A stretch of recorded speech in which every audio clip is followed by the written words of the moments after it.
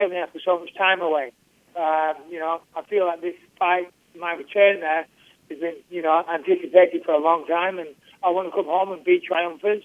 I want to give everybody the fight they want to see, the victory they want to see, and in the style that they want to see. They want to see an exciting fight, and they want to see a knockout, and that's what I'll be training for over the next 8 weeks.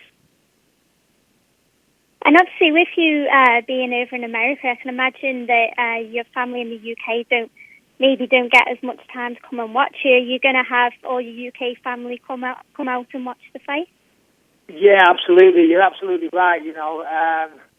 If I had £1 for every time somebody's asked me for tickets now, I'd be a rich man and I wouldn't need to fight in 8 weeks.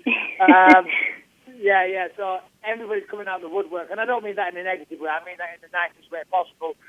Old friends, all my cousins, aunties, uncles, brothers, sisters, you name it.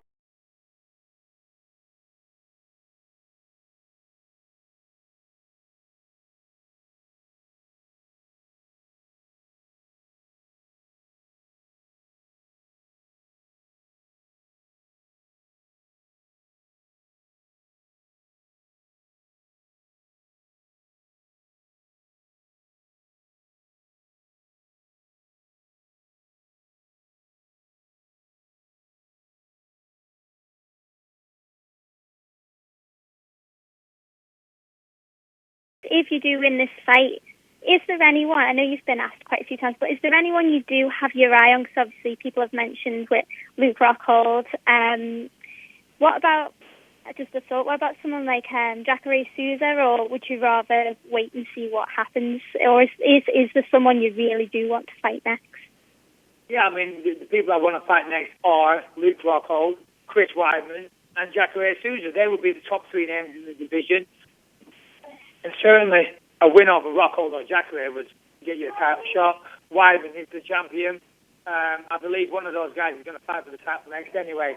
So, either one of those guys would be a dream opponent after Tally's Leites, but I would be a fool to look past Tally's. That's lesson number 1. Never underestimate your opponent, never look past an opponent, and I'm not doing that. So, we'll discuss that in 8 weeks after I send Tally's home with a sore backside.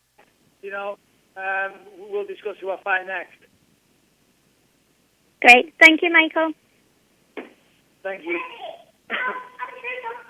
And we'll take our next question from Louise Green with MMA Crazy. Hello, Michael. Question Hi. to you. Hiya. A lot of people were expecting you to fight Mousasi. What did you think of his comments that he said recently about, let's not challenge him as he overreacts? What was your comments on that? And then also, is that something that you still look forward to, maybe a fight with him in the future? Yeah, I think a fight with myself and Mousasi makes a lot of sense. We're both been around similar amounts of time, and we're both similar ranked fighters. So, yeah, it certainly makes sense. I took no offence to it whatsoever. We are professional fighters, and, that's what we've got to do. We've got to get opponents. And I thought it was quite funny that he said he has to say, he's not calling me out because I overreact. I don't think I overreact, but I have been known to, be a little controversial at times. So, yeah, it was all good. It actually made me smile, made me laugh. I took no offence to it whatsoever. Okay. And obviously, Leites is coming off of a 8-fight win streak. Does this worry you at all? Yeah, of course. I'd be a fool to say, "Oh no, I couldn't care less." But really, I couldn't care less. Listen, I fought way better competition than what Tally's has. You look at my record; he's the who's who of MMA. Yeah, he's recently started fighting top flight competition again. But last time he was in the UFC, he wasn't cutting it. He went and fought all around the world, got some wins, came back to the UFC, beat a bunch of no marks, and now he's fighting good competition again. Yes, I do respect the fact that he's beating those guys, but I ain't crying myself to sleep about it, worried. And then obviously, as we've said earlier as well, that obviously it's your aim to get the middleweight belt again, to get back up there. What do you think it's going to take now for you to get up there again?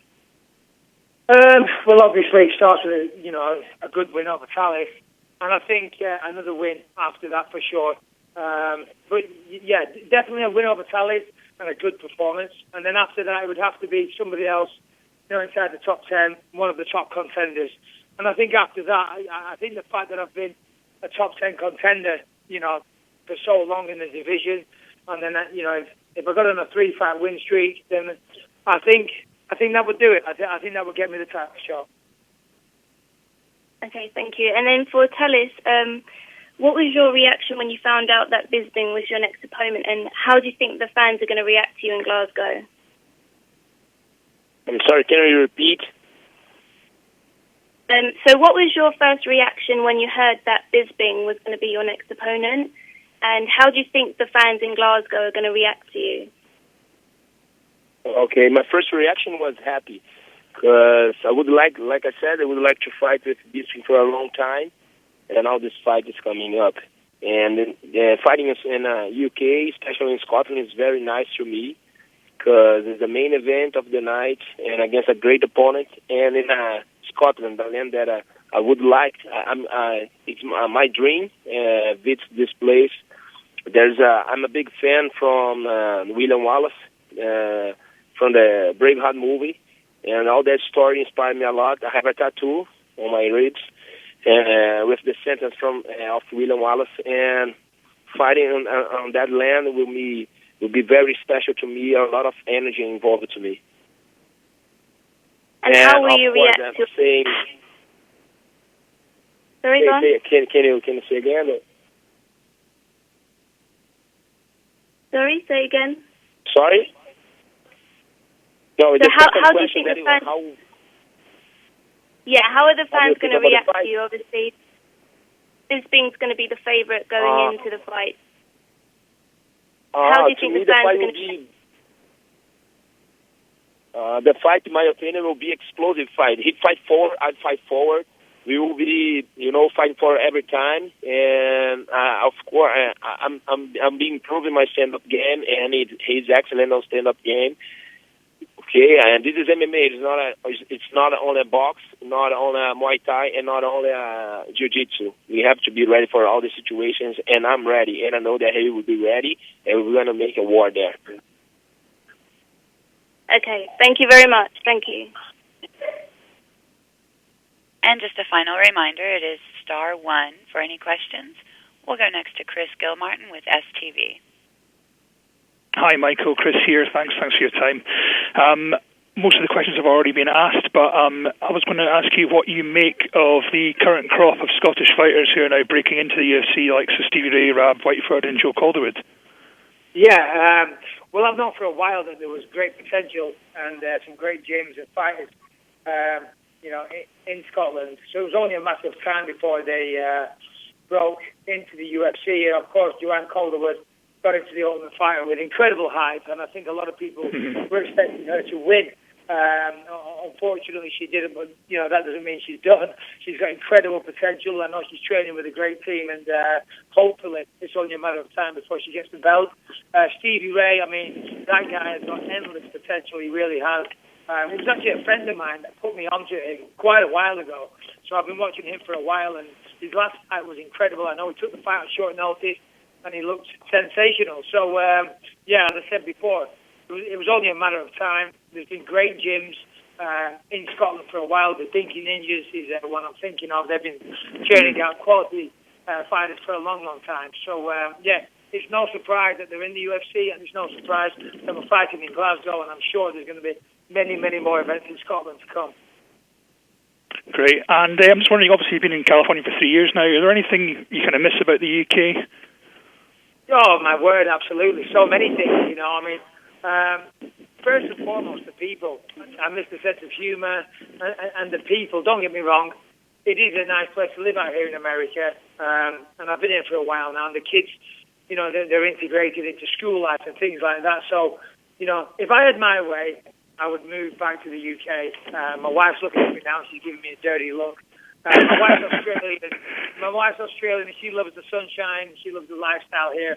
She wasn't overly thrilled with the rain every day in the UK, so but that was kind of part of the reason she was yearning to go to Australia to be with her family again. But the training situation down there wasn't really what I needed. So we compromised on California. Sure. And of course, at that time, I had a lot of opportunities in America. And being a guy from a small town, with not a lot going on, I would have been a fool not to take those opportunities. So I did that. And I don't regret it, but I do miss the UK. I miss my home. I miss my family. I miss the weather. I miss the lush greenery. I miss going for walks with the dog down the river. I don't miss the food and I don't miss the weather. But other than that, I miss a lot of things. Great. Well, hopefully there'll be sunshine in Glasgow when you guys arrive. Yeah. And just a final I'm not holding my breath. I'll see what I can do. And just a final question, Michael. I'm sure the 13,000 fans inside the Hydro will be backing you, and it's obviously an event people have been waiting here for years to see. If you had one message for the Scottish fans, what would that be? Message for the Scottish fans would be, first and foremost, thank you for having me, and I hope they cheer for me. I'm coming to Scotland to give them what they're paying to see. They want to see a great fight, and I know Talif is going to be a great opponent.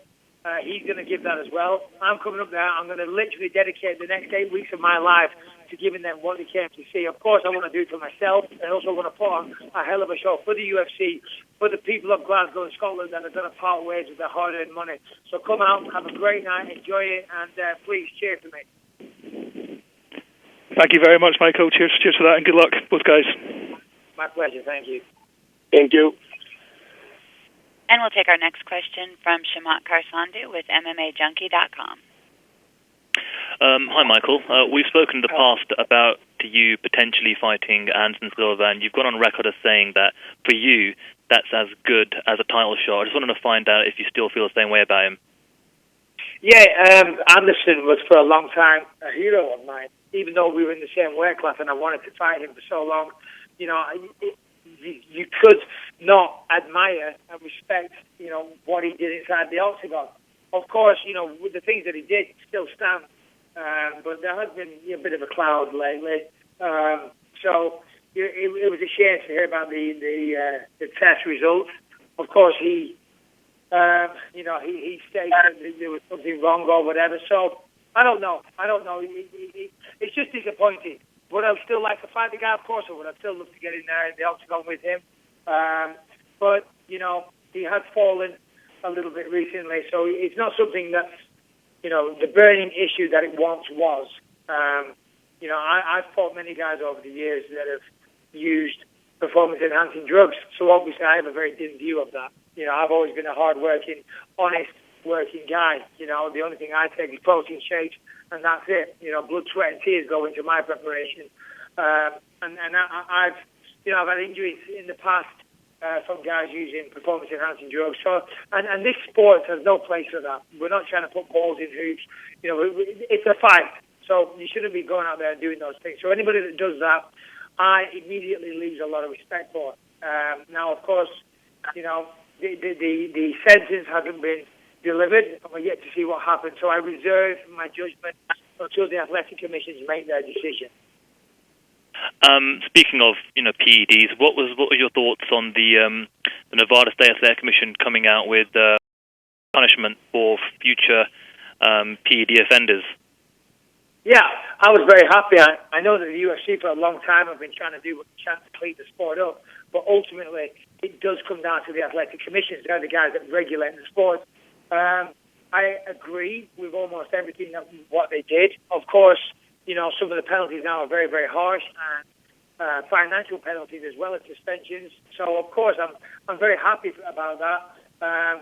There's some things in there that are maybe, a little too strict, or maybe, things like if there's a sleep aid in your system, you might be banned for 2 years.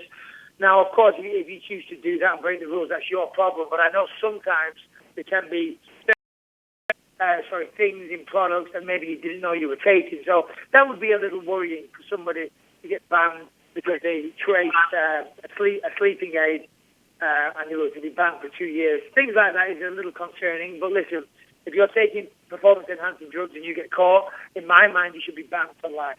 So I'm very happy to see that the Athletic Commission have decided to bring in much harsher penalties. Thank you very much for your time. Thank you. And we'll go next to Neil McGrath with Talking Brawls MMA. Sorry, is David Allen still on the line? Yes. David, sorry, just ahead of UFC Berlin, obviously next week or in 2 weeks' time. Has the German TV deal been finalised? No, we're still working through the details of that deal, but we're really looking forward to what's going to be a super night down there with our first World Championship fight being held in Germany on the strawweight bout. So a great night for everybody to come and see live at this moment in time. Grant, and just one for Michael. Dana recently made comments. He said that you would, not some knockout power, you'd be a world champion a long time ago. Is that an insult or a compliment? How do you take those comments from Dana White? Yeah. You know, of course, you always choose your words carefully when you're discussing Dana. He is the boss, and he's been a good friend of mine for a long time. Listen, I understand what he's saying. I didn't get the knockout that night, and I hit him with many shots. But the fight after me was Quinton Rampage Jackson, and I think everybody agrees that Rampage has, big knockout power, and he didn't get the knockout. So the point I'm trying to make is that you can't always get the knockout, you can't always get the finish. If you look at my record, I'm tied for third for the most knockouts or TKOs in UFC history. And I would counter Dana's statement with that statement of my own. So I'm certainly capable of finishing people. I joined the UFC at 10-0. They were all first-round knockouts. And as I said, I'm tied for third or second, and second or third for the most knockouts in UFC history. So I've certainly got knockouts. And, I'd just like to remind Dana of that little stat. Thanks a lot, guys. Appreciate it. Thank you. And we have no further questions. I'll turn the call back to Mr. Allen for any additional or closing remarks. So thank you to everybody for taking their time today, and everybody listening on UFC.com as well. And a special thank you to Michael and Talis for taking the time out to express their views. We really look forward to seeing everybody in Glasgow on the 18th of July, and remembering that tickets go on sale this Friday. We look forward to seeing you all then. Thank you, everybody. Thank you. I appreciate it. Sally. You there? Oh, no, he's gone. One moment.